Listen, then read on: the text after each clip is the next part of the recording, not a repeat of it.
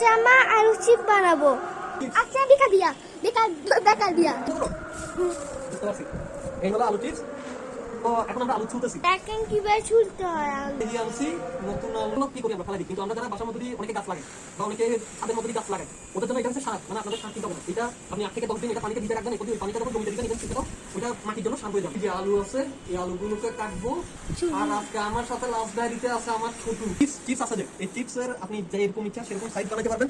তো আমরা যেটা কমন সাইজ মানে ফ্রেঞ্চ ফ্রাই সেটা আমরা বানাইতেছি। আমরা এগুলোকে আগে ভালো করে পানি দিয়ে ওয়াশ করবো, এরপর দিয়ে এগুলোকে তেলে ছাড়লে ভাজি। এই যে আলুগুলোকে ভাবতেছি কোনো সমস্যা নেই, আমরা এখানের মধ্যে দিয়ে ওয়েস্ট করবো না।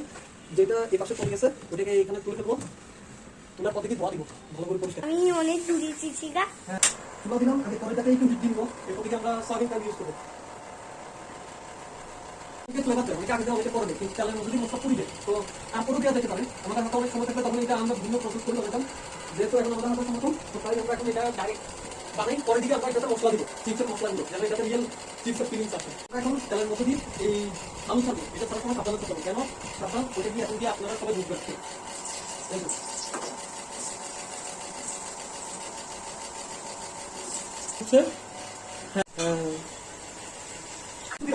তাই এগুলো মোটামুটি হালকা পালানি লাল হয়েছে, এটা তুলে দেবো। এটা হচ্ছে প্রথম কিস্তি রান্না। তো সেদিন আমাদের এই ছোট বান্দা আসছিল মহানগর প্রভাতীতে, সরি মহানগর গোধূলি, ভুল করলাম। মহানগর গোধূলি কিরকম লাগছে ট্রেন? ভালো। তুমি কি এসিতে আসছো না নাকি নরমালে আসছো?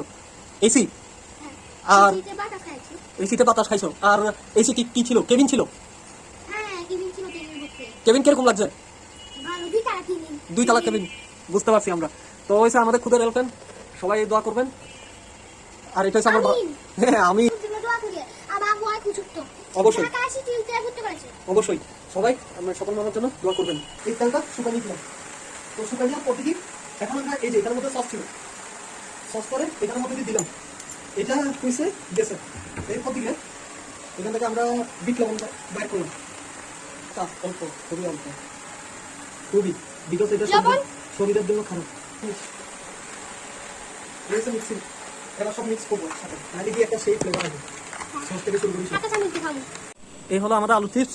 এই আমার ছোট ভিডিও ক্যামেরাম্যান। তো ক্যামেরাম্যান বসে যান। বিসমিল্লাহ। কি মজা। এই হলো আলু চিপস, আমাদের খুব কম টাইমে বানানো একটা আলু চিপস, কোনো চিন্তা নেই। তো এই হচ্ছে ভিউ, আমরা এখন ভিউ এনজয় করতে করতে খাবো। আল্লাহ হাফেজ সবাইকে।